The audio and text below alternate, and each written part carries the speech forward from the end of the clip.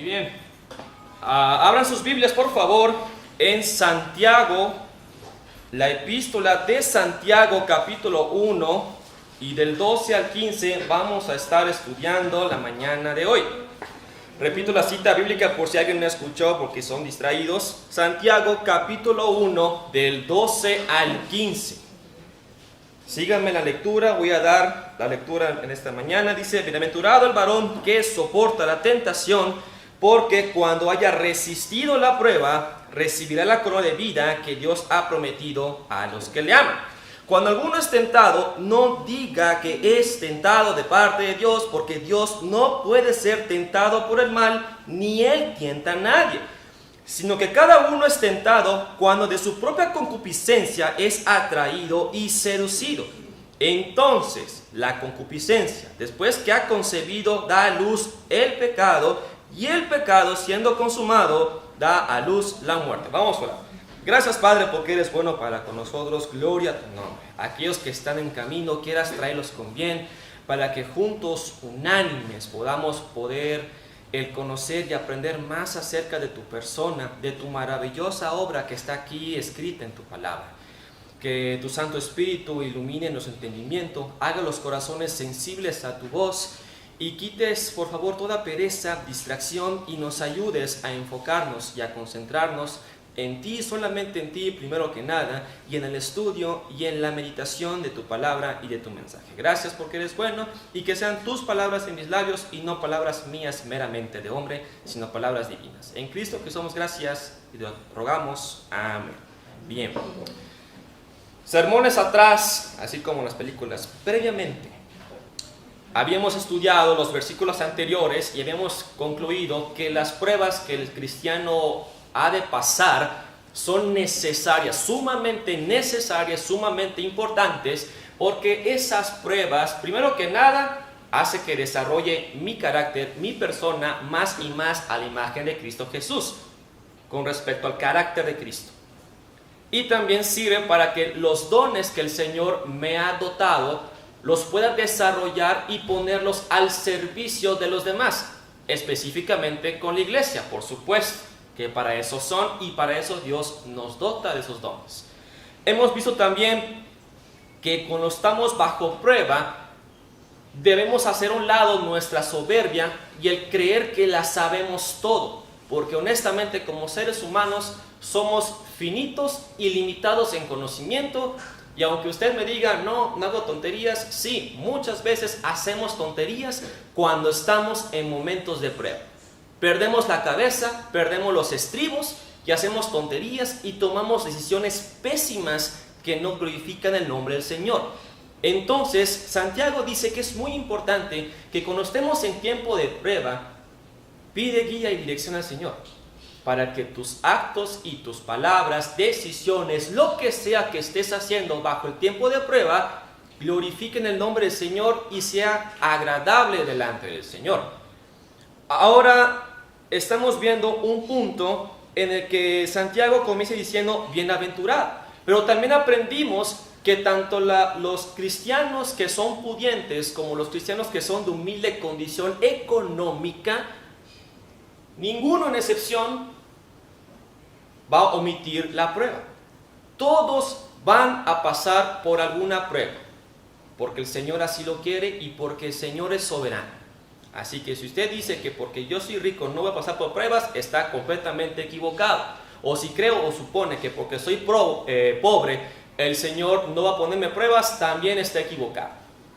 El Señor pone a prueba tanto a ricos como a pobres, porque tiene Él la autoridad de hacerlo. Él es soberano y Él sabe el por qué y el para qué lo hace. Comenzamos con el versículo 12 que dice: bienaventurado el varón que soporta la tentación. A lo largo del estudio que tendremos en esta mañana vamos a ver 3 puntos, los típicos 3 puntos bautistas. Y voy a comenzar con este primer punto, que es el galardón espiritual. El tema de esta mañana, no lo mencioné, se llama galardón espiritual versus galardón carnal o diabólico, como le quieran poner en esa última sección. Entonces, galardón espiritual versus galardón carnal. Si ven que tengo esta mano y se distrae, es porque con eso marco. Igual por señas se duerme, se los tiro para que despierten. Entonces tenemos aquí versículo 12, bienaventurado el varón que soporta la tentación. Lamentablemente, recordemos que las traducciones que tenemos en nuestra Biblia no son inspiradas por el Espíritu Santo. Solamente la primera escritura, cuando se estuvo escribiendo en el idioma original, fue inspirado por el Espíritu de Dios, porque el Espíritu es quien se carga de guardar del error, tanto doctrinal como preciso y de veracidad en cuanto a los hechos que están aquí narrados. Pero en cuanto a las traducciones, no son inspiración del Señor. Ciertamente, por providencia de Dios, tenemos aquí la escritura en nuestro idioma, en español. ¿Y a qué voy con eso? Aquí en el versículo 12 dice la tentación. Y este versículo ha sido muy mal utilizado, muy mal interpretado y muy mal aplicado, por supuesto, también. Cuando leen dicen tentación, tentaciones.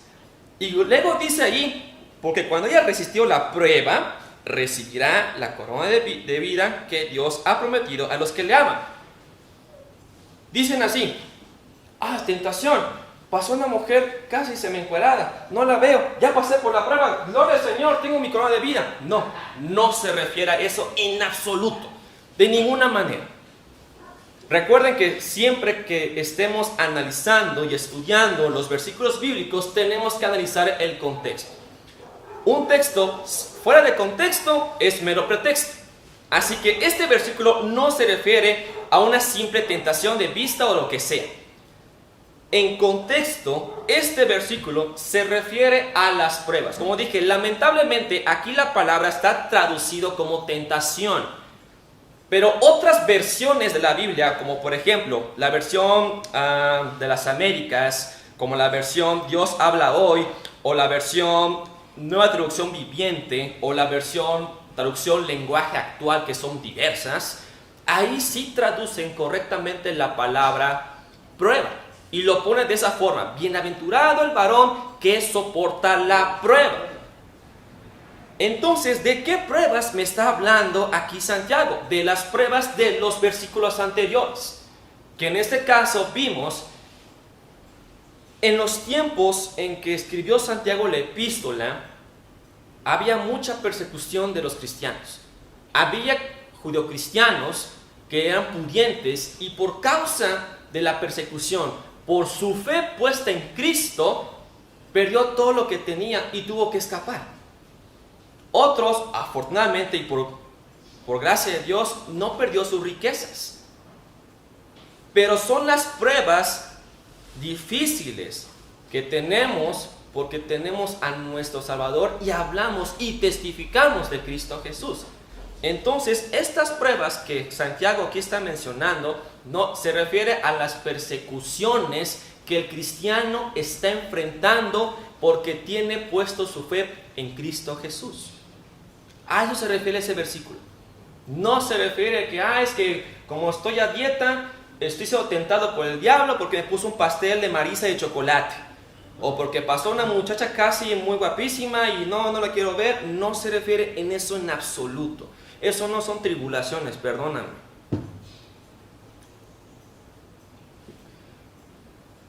La palabra bienaventurado es una palabra muy distintiva que se utiliza en la lectura hebrea, mayormente en el Antiguo Testamento, que fue escrito obviamente en hebreo.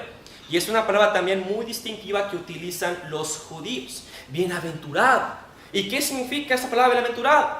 Significa dichoso, afortunado, bendecido. Cuán dichoso, cuán afortunado eres. Pero no porque estés pasando por situaciones difíciles. No se trata de que estoy sufriendo, gloria al Señor. No. No se refiere a eso. Por supuesto, es necesario que el cristiano padezca, porque también nuestro Señor padeció, es por ende que también nosotros vamos a padecer. Pero esa bienaventuranza que dice Santiago no es porque estás padeciendo, no es porque estás sufriendo, es porque al final de ese sufrimiento hay una recompensa.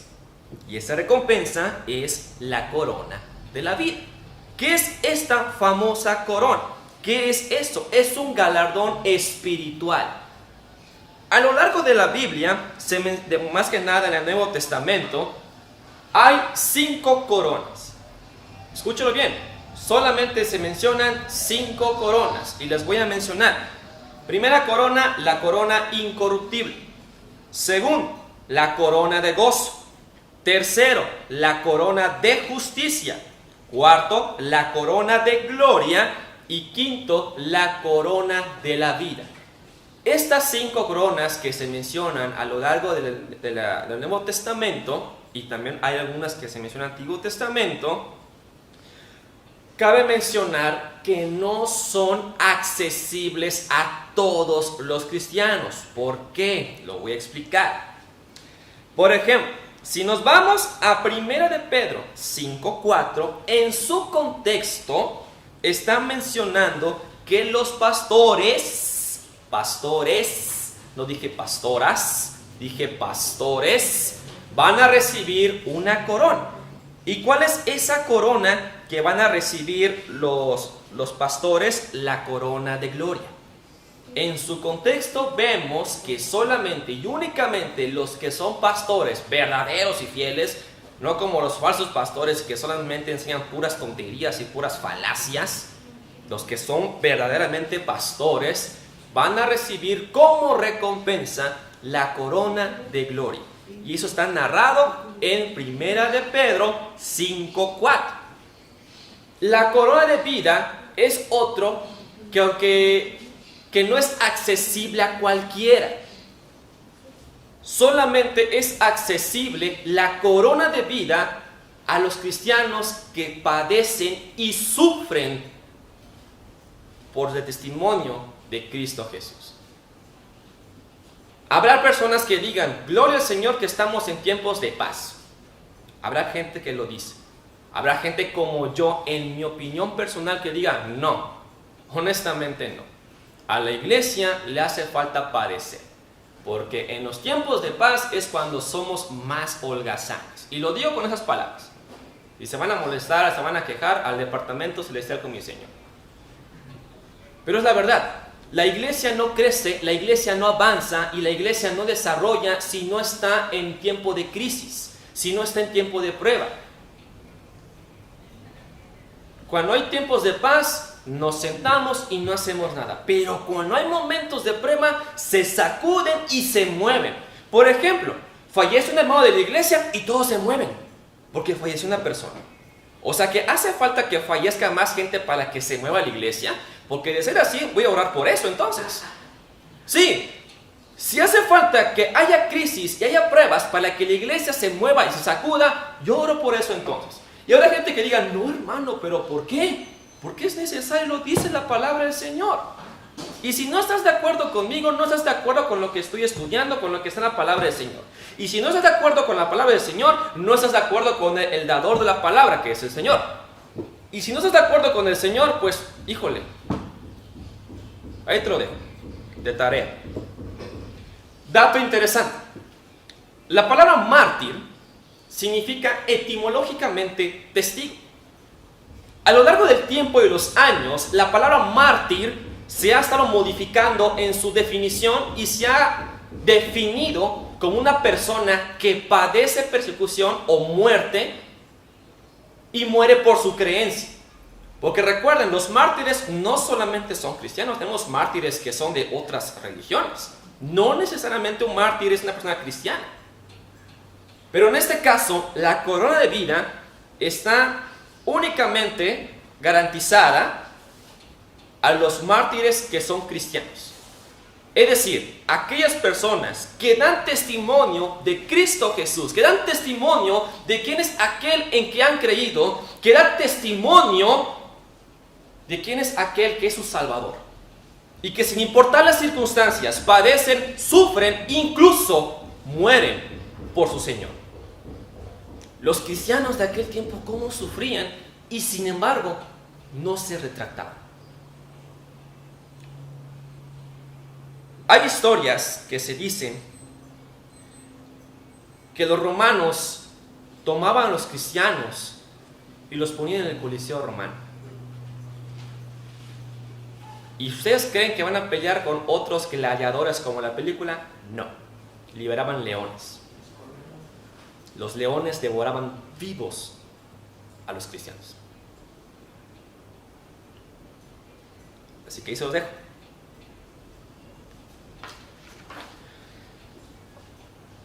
Algo muy interesante con respecto a la corona de vida. La corona de vida no se da en el tiempo hoy. Se va a entregar en su momento a aquel que realmente se lo ha ganado en el tiempo futuro, que será en el tribunal de Cristo, que será posterior al arrebatamiento, pero previo a las bodas del Cordero, porque se menciona que nosotros, como esposa del Cordero, vamos a arrojar a sus pies nuestras coronas. Bellísimo. Entonces la corona de vida es para los mártires cristianos, y esa corona se va a entregar en el tribunal de Cristo.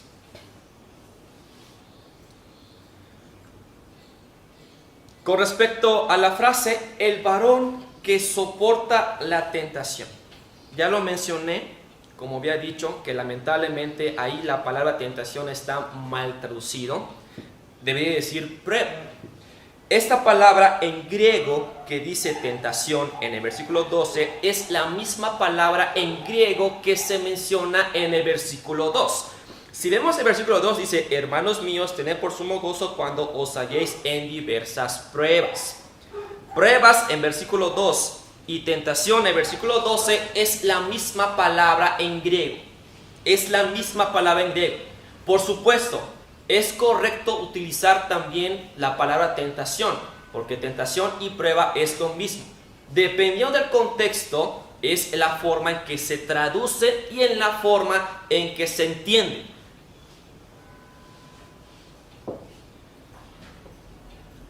La siguiente frase que dice, porque cuando haya resistido la prueba, esta sección es muy interesante. Lo explico. La palabra prueba que se menciona aquí en este versículo 12 es un derivado de la palabra prueba que está en el mismo versículo 12 que se menciona también en el versículo 2. Es un derivado. ¿A qué significa? ¿A qué me refiero o qué significa? Mientras que en el versículo 2, esta palabra en griego significa que te estoy probando para ver si realmente eres genuino, es un acto continuo para ver si realmente eres genuino, verdadero. En este versículo 12 ya se comprobó y se da el sello de garantía de que esta persona es genuina. Mientras que en el versículo 2 es un acto continuo, en este versículo 12 se da por terminado. Es decir, esta persona es genuina. Él pudo soportar la tentación, pero no por sus fuerzas, sino por el Espíritu del Señor. No son nuestras fuerzas. Tenemos que dejarnos guiar, controlar y dirigir por el Espíritu del Señor. No son nuestras fuerzas, lo recalco. Porque luego hay gente que dice es que voy a luchar con mis propias fuerzas. No lo hagas, te vas a cansar. Créanme, lo he hecho muchas veces y me he cansado y me he agotado. Y si no me creen, mi madre está aquí presente conmigo, detrás del hermano Itzen. Ella ha visto mis pruebas, ella ha visto cómo he acabado destrozado y cansado por luchar con mis propias fuerzas. Así que ella ha visto cuántas lágrimas he derramado por decir, Señor, líbrame. Con respecto a la palabra corona es muy interesante también. Hay personas que han interpretado que la corona se refiere a algo grecorromano. ¿A qué me refiero con eso? Los griegos utilizaban una corona de flores llamada guirnalda. Esta corona se utilizaba cuando alguien vencía en ciertos juegos deportivos, que luego fue utilizado en los famosos Juegos Olímpicos. Entonces, cuando una persona triunfaba y era ganador en los Juegos Olímpicos, le colocaban una corona, que era una guirnalda de vencedor. Sin embargo, como Santiago es hebreo, judío, él no utiliza de ninguna manera esta terminología grecorromana, sino que utiliza un término hebreo. Los hebreos y judíos también utilizaban coronas, pero no usándolo en juegos, sino en batallas. Cuando un hebreo o un judío salía vencedor de alguna batalla, este hebreo se colocaba una corona y llamaba y convocaba a todos para decir, vengan y celebren conmigo porque he vencido. Esto lo podemos ver, por ejemplo, en Esther 8:15. Acompáñenme. Esther 8:15. Vamos a ver. Esther, ¿dónde estás? Esther está antes de Job, por si no lo saben. Esther 8:15 dice: y salió Mardoqueo delante del rey con vestido real de azul y blanco y una gran corona de oro y un manto de lino y púrpura. La ciudad de Susa entonces se alegró y regocijó. Y quizás se pregunten, bueno, pues aquí ¿qué batalla ganó Mardoqueo? Bueno, si ustedes leen y conocen la historia de Esther, Mardoqueo tenía una situación muy difícil con Amán.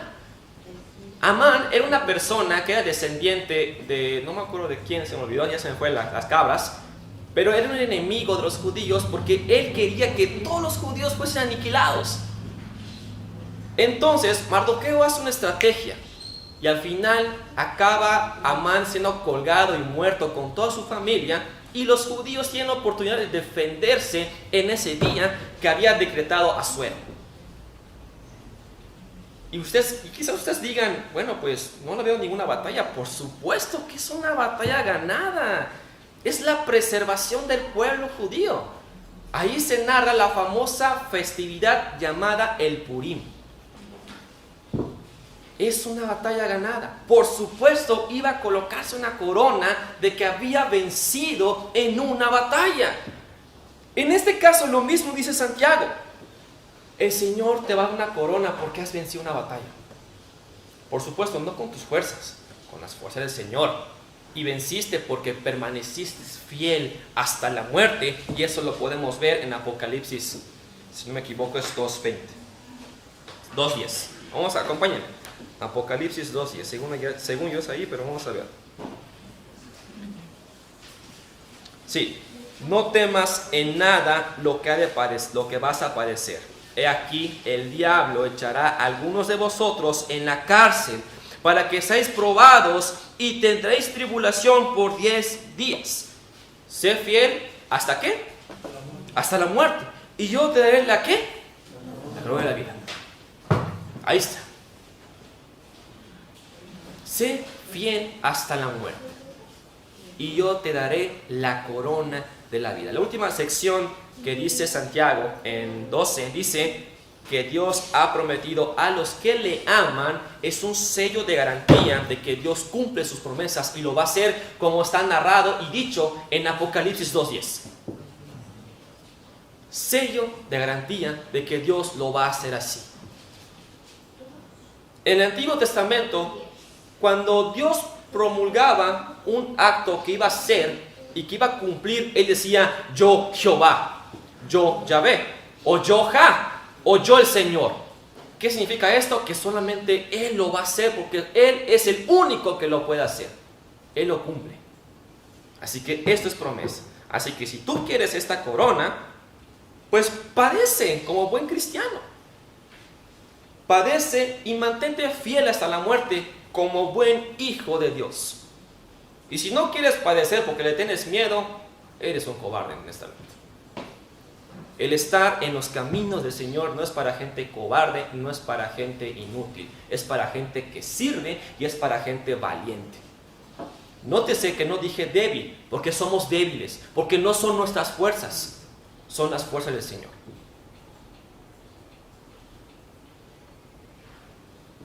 Si parafraseamos estos versículos de acuerdo a lo que hemos estudiado hasta el momento, diría, cuán dichoso y bendecido es todo aquel que al final de la prueba resulta ser genuino y válido en su fe, porque ciertamente recibirá una recompensa de victoria, la corona de vida que Dios ha prometido dar a los que le son fieles. ¿Se da usted cuenta de esto? ¿Se da cuenta? Algo muy interesante que mencionó el hermano Omar en la mañana, habló acerca de Oseas. Y me trajo a la mente 3 palabras en hebreo que son muy, vaya, vamos a decirlo, enfatizados en el libro de Oseas. Son 3. Está la palabra ahavá, que literalmente significa amor. Chesed. Algunas personas lo han traducido como misericordia, pero literalmente significa fiel al pacto. En pocas palabras, fidelidad. Y luego está la famosa palabra Hada, que es la palabra que utilizaron para nombrar a Jada, que significa sabiduría, pero también tiene otro significado, que significa experiencia o conocimiento basado en la experiencia. ¿A qué voy con esto? El Señor hizo un pacto con nosotros. Entonces, la razón de ese pacto es el ahavá, el amor. Es la razón o el origen por el cual hizo un pacto, por amor. A nosotros los cristianos y Dios mismo, porque es algo recíproco, tenemos que mostrar amor al pacto o fidelidad al pacto, que es la Chesed. Entonces, la expresión del amor al pacto es la Chesed. Dios es fiel y siempre ha sido fiel. Y muchas veces nosotros somos infieles. Estamos rompiendo con esa fidelidad al pacto que Dios hizo con nosotros. Pero cuando somos fieles al pacto que hizo Dios con nosotros, da por resultado ese conocimiento y esa experiencia de comunión con Dios que es Hada. Impresionante, ¿no? Así que mantente fiel hasta la muerte. Sé fiel, Chesed. Muestra amor al pacto, ese pacto que tenemos con Dios. Continuamos para que no pongan sus caras de angustiados porque, no sé, como que ya me hicieron sentir mal. Segundo punto, el mal procurando que pierdas el galardón espiritual. Repito, el mal procurando que pierdas el galardón espiritual. Santiago 1 del 13 al 14 dice: cuando alguno es tentado, no diga que es tentado de parte de Dios, porque Dios no puede ser tentado por el mal, ni Él tienta a nadie, sino que cada uno es tentado cuando de su propia concupiscencia es atraído y seducido. Muy bien, antes de comenzar es muy importante que entendamos lo siguiente. En la gramática o en la lingüística hay 2 palabras muy importantes que debemos entender. Primero está léxico y luego está semántica. Explico. Léxico es el vocabulario o conjunto de palabras que conforman un idioma. Este conjunto de palabras puede ser por cuestión cultural, regional, geográfica o idiomática, es decir, del idioma o de la lengua. Por ejemplo, en mi tierra dicen la palabra negociante. Negociante es cualquier palabra menos una persona que esté negociando con otra persona. Por ejemplo, mi mamá me va a decir: pásame ese negociante que está allá, pero como yo le entiendo porque es de mi tierra, yo sé a qué se refiere y le voy a entregar el objeto en su mano. Pero si yo le digo a ustedes: pásame el negociante, ustedes van a quedar con su cara de ¿qué? O sea, no entendí. Porque es cuestión cultural, regional, geográfica e idiomática. Ese es el léxico. Así como también utilizan palabras que a veces no entendemos en mi tierra. Así ocurre que en mi tierra hay palabras que cuando aquí lo digo no lo entienden. Por ejemplo, escorar. ¿No saben qué es escorar? Escorar es acomodar, estivar. Escorar, así. O escarpa. ¿Qué? ¿Qué es eso? Una banqueta, pues. Es una banqueta. Ese es el léxico. Ahora, la semántica. La semántica en la lingüística estudia el significado de las palabras. Y conforme pasa el tiempo, o las palabras se modifican en significado, o se amplían, o de plano pierden su significado. Por ejemplo, como mencioné, la palabra, en este caso que es prueba, tiene 2 significados: tentación o prueba. Y de acuerdo al contexto es el significado que va a tener. Otro ejemplo, mártir. Mártir originalmente significa testigo. que con el tiempo fue adaptándose y cambiándose y ahora es una persona que sufre y muere por sus convicciones. Dentro de la semántica también tenemos dos tipos de palabras, denotativas y connotativas. Y estoy dando clase de español, lo sé, pero es importante. Denotativo significa un significado que es completamente literal. Por ejemplo, plumón es plumón y no va a cambiar. Connotativo, me lastimó el corazón.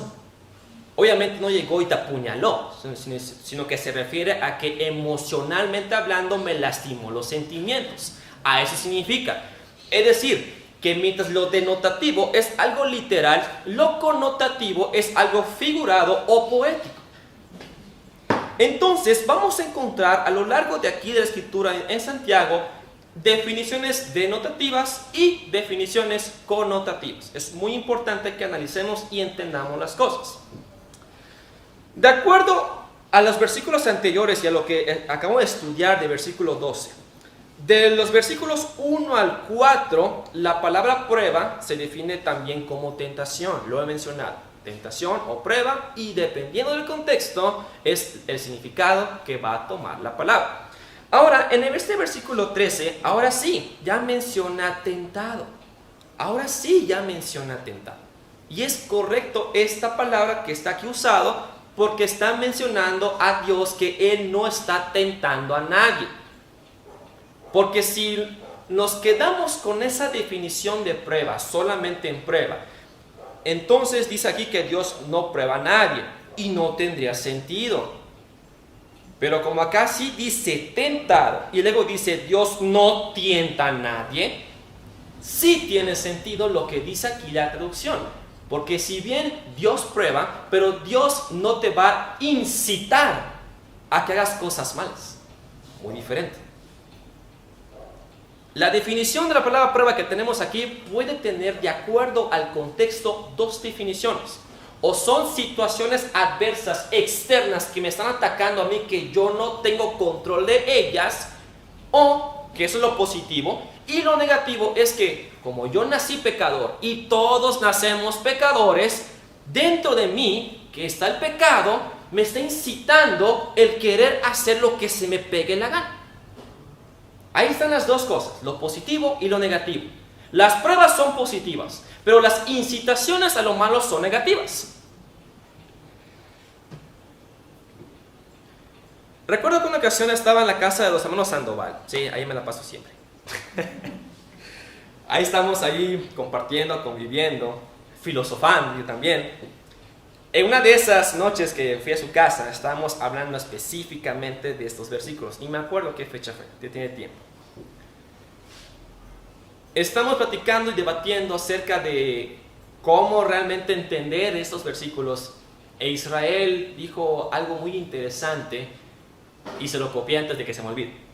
Dijo Israel: en el momento que soy probado, también soy tentado. Y eso es verdad. Como mencioné, Dios quiere que las pruebas tengan un propósito. Pero así como está Dios presente en las pruebas y te pone a prueba, el enemigo también está ya presente. Dios quiere construir, quiere edificar. El enemigo quiere destruir y quiere derribar. Están ahí Dios y el enemigo presentes, el querer que el cristiano fracase y falle en la prueba. ¿Por qué? Porque obvio que el enemigo no quiere que tú tengas un carácter semejante de Cristo. Quiere que tú tengas un carácter semejante a ti, al diablo. Porque recuerda que no soy yo, es Cristo que mora en mí. Ese es el carácter que debemos imitar. No mi carácter, no Víctor, no Jerry. Cristo. Cristo en mí, Cristo en Jerry y Cristo en cada uno de las personas que están aquí presentes.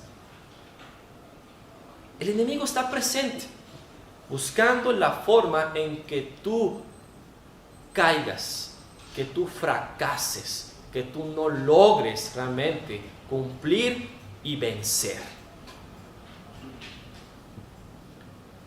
Es interesante notar cómo Dios y el enemigo tienen tanto interés en nosotros. ¿Pero por qué? Porque somos los hijos de Dios. Por ese motivo. Dios tiene obviamente un alto interés en nosotros porque somos sus hijos. O sea, ¿qué padre o qué madre no va a tener un interés sobre sus hijos? ¿Quién? Ninguno. Todo padre, toda madre tiene un interés sobre sus hijos. A menos que no sean tus hijos, por eso a lo mejor no tienes ningún interés. Pues sí, esa es la única razón que podría haber. Pero Dios tiene un interés alto en nosotros porque somos hechos hijos suyos. Pero el enemigo tiene interés en nosotros porque ¿en dónde le duele más a Dios para ser atacado? A sus hijos. A él le duele más. El enemigo no puede atacar a Dios porque Dios es completamente omnipotente. Pero le duele cuando le atacan a sus hijos. Ahí. A los padres les duele mucho cuando a sus hijos les pegan, les lastiman. Obviamente tú como padre te enciendes en furor y dices, ¿dónde está ese mocoso? Otro le voy a dar sus buenas trompadas. ¿Dónde está ese mocoso? Porque le pegó mi hijo, le pegó mi hija. Así es Dios. Es un amor enorme que nos tiene. El enemigo ahí nos ataca. Entonces, cuando alguno es tentado, no diga que es tentado de parte de Dios, porque Dios no puede ser tentado por el mal, ni él tienta a nadie. No hace falta que yo haga una exégesis completa en este versículo porque es completamente claro. Está muy claro. Versículo 14, sino que cada uno es tentado cuando de su propia concupiscencia es atraído y seducido. Pero antes de continuar, es muy importante que recalque algo, porque antes de que se me escape. Voy a tratar de explicarlo lo más claro posible porque es algo, en lo personal, difícil de explicarlo. En mi caso, asimilarlo no, pero sí de explicarlo. Decía Berkov que hay un algo misterioso entre Dios y el pecado.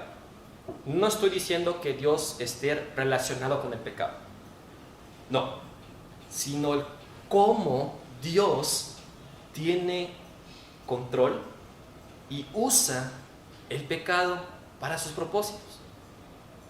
Eso es un misterio impresionante.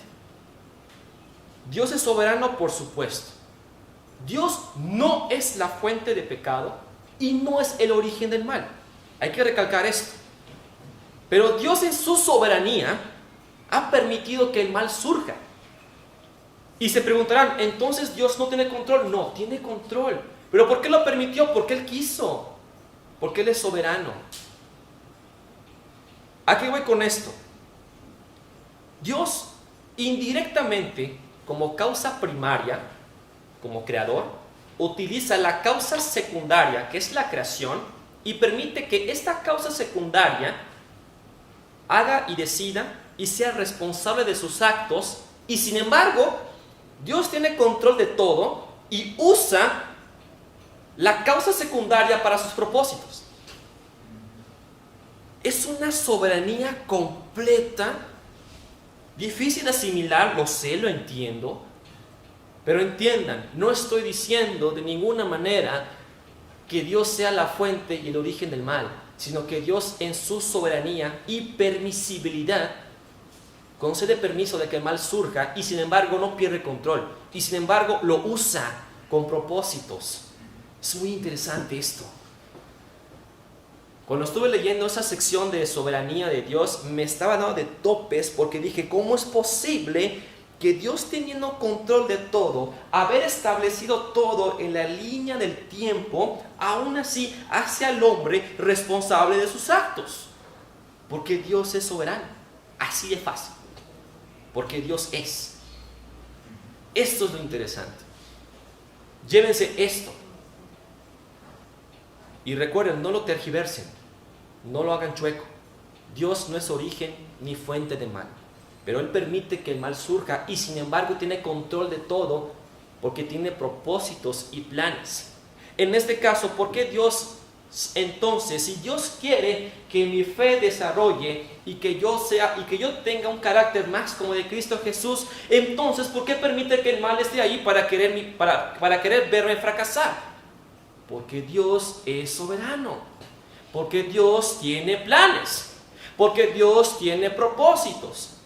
Nosotros no podemos decirle a Dios qué hacer, ni cómo hacer, ni cuándo hacer. Él es completamente libre, independiente y trascendente. Él es el creador y sumo Dios. Nosotros somos criaturas insignificantes. Y sin embargo, a pesar de que somos insignificantes como creación, Dios nos ha dado una cierta significación. Vean nomás la magnitud, la complejidad del conocimiento teológico que se encuentran en estos simples versículos.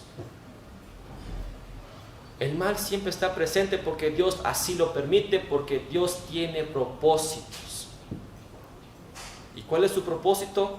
Específicamente no lo sé, pero generalmente sé que es para gloria y honor de su nombre.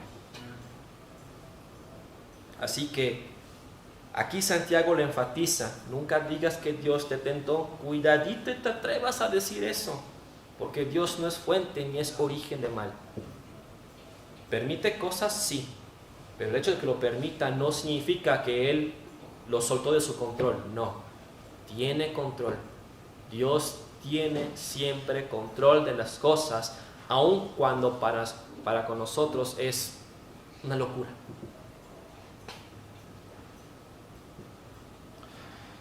Con respecto al versículo 14, ahora sí continúo.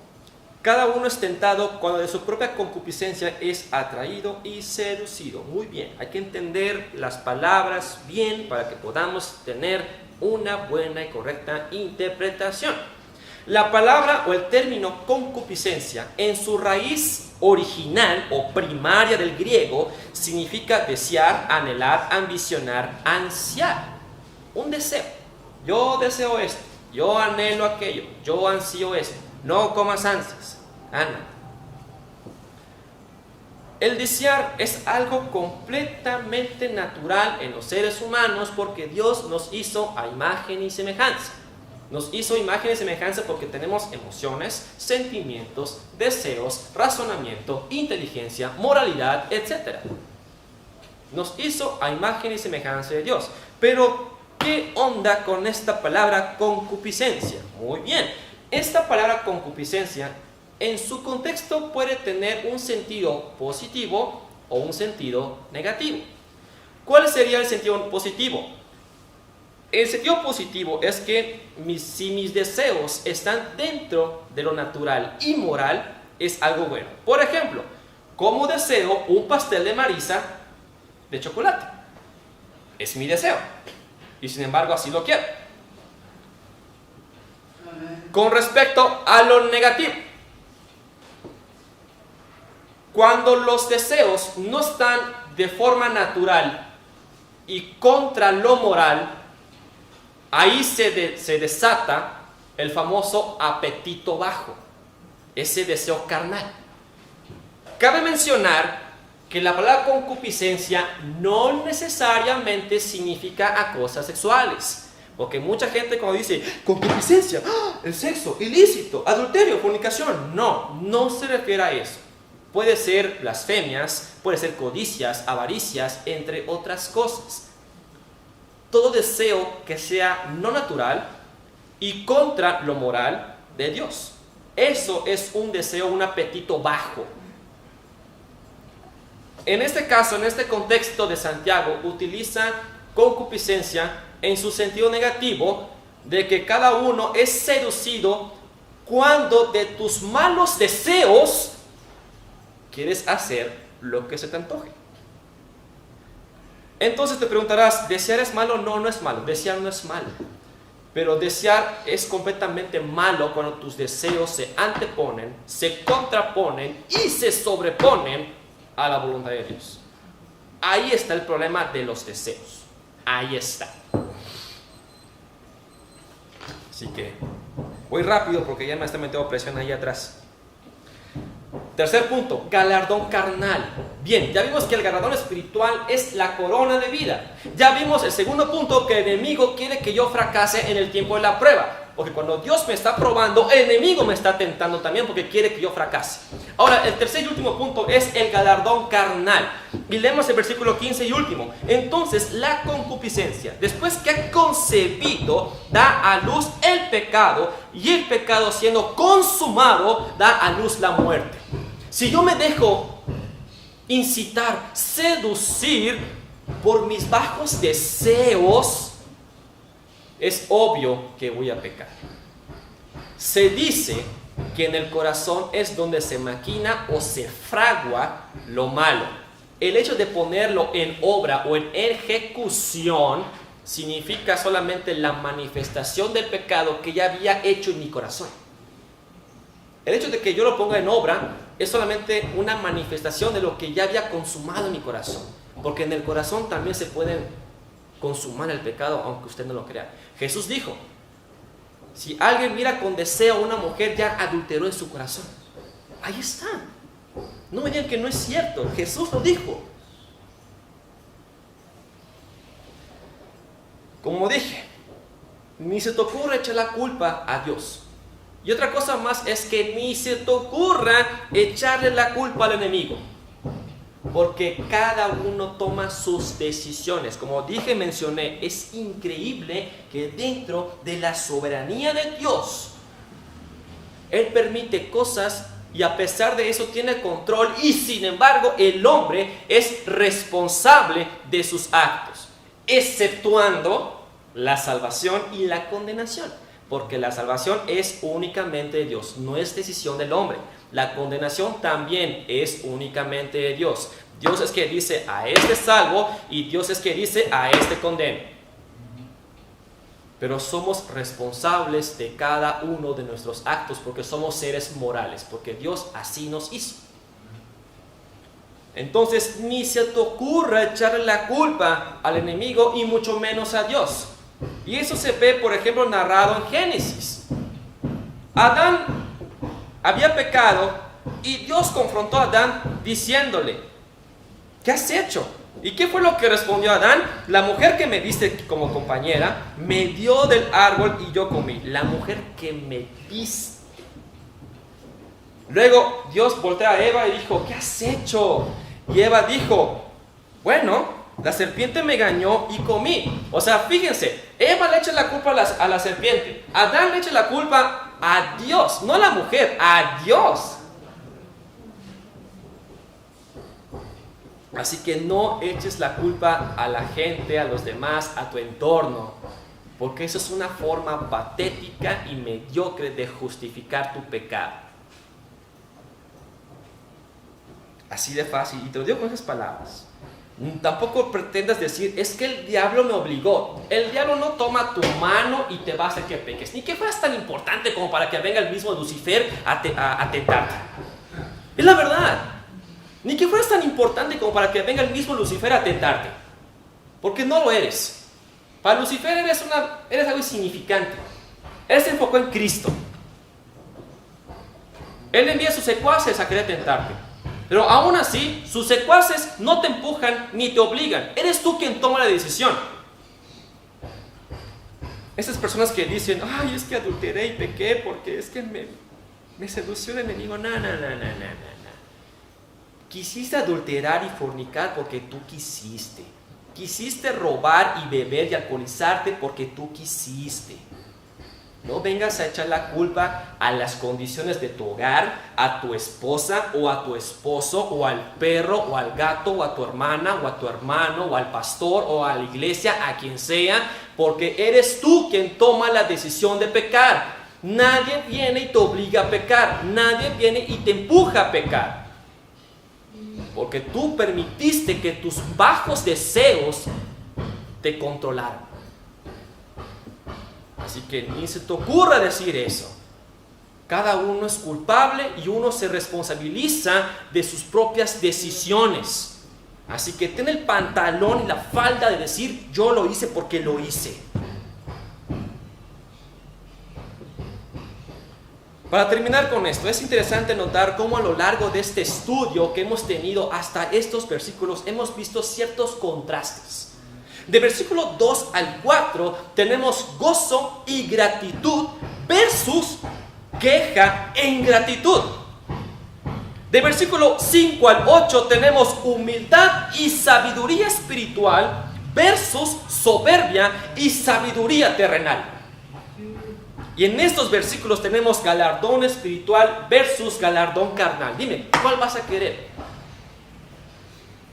Antes de terminar esto, hay una sección que dice algo acerca de la muerte. Vamos a regresar rápidamente, antes de que termine aquí y ya me quieran correr. Dice aquí que siendo consumado da luz a la muerte. ¿Qué significa esto? No significa a una muerte eterna, no se refiere a eso. Se refiere a una ruptura de tu comunión con Dios, y si tú persistes en tu pecado por tu rebeldía, Dios te va a dar un castigo de muerte física. El cristiano cae en pecado, pero el cristiano no se deleita ni practica el pecado. Cuando el cristiano cae en pecado, hay una ruptura de comunión de nuestra relación con Dios. Y Dios no se va a relacionar con alguien que esté en pecado a menos que se arrepienta. Y esa es la esperanza que tenemos, de acuerdo a 1 de Juan. Abogado tenemos para con el Padre, Cristo el justo. Entonces, la esperanza es, si caíste en pecado, arrepiéntete en ese momento para que tu comunión y relación con Dios sea restaurado y continúes disfrutando de esta relación que tienes con Dios. Pero si no te arrepientes de ninguna manera, porque quieres persistir en tu pecado, entonces Dios te va a dar el castigo de la muerte física y vas a morir así. A eso se le llama el pecado de muerte. Que la Biblia no especifica cuál es el pecado de muerte para cada persona, no lo especifica. Dios ya sabe cuál es tu pecado de muerte, y si tú tocas y cruzas esa línea, te vas. ¿Por qué? Porque das un pésimo testimonio de quién es Cristo y quién es el Salvador. Así que cuando estemos bajo prueba, es en ese momento cuando sale a flote nuestro verdadero ser. En los momentos más difíciles, en las pruebas, en las circunstancias, es donde ahí sale tu verdadero ser. Dime, en la prueba, ¿vas a ser victorioso o vas a ser un fracasado? ¿Quieres ese galardón espiritual o quieres realmente fracasar y continuar en pique hasta llegar a la muerte? ¿Qué quieres? ¿Permaneceremos fieles hasta la muerte? ¿Permanecerá usted fiel hasta la muerte? Vamos a orar. Gracias, Padre, porque eres bueno para con nosotros. Gloria sea tu nombre. Gracias por el mensaje de esta mañana, mi Señor. Quieras realmente ayudarnos a que nosotros, como hijos tuyos, a permanecer firmes y fieles a ti, cual sea la circunstancia. Somos débiles, torpes, que muchas veces tomamos decisiones equivocadas y erradas, y que día con día necesitamos tu guía, tu dirección, para hacer las cosas conforme a tu voluntad. Quieras, mi Señor, realmente ayudarnos por tus misericordias, porque nosotros no podemos. Quieras, por favor, ayudarnos también a vivir en pureza y en santidad, de modo que nuestras vidas glorifiquen tu nombre y den testimonio de quién es aquel en que hemos creído. Gracias porque eres bueno para con nosotros, y que este mensaje no quede solamente como algo teórico, sino como algo práctico en sus vidas, de tal forma que el testimonio hable más fuerte que nuestras palabras. Gracias porque eres bueno en Cristo Jesús. Amén.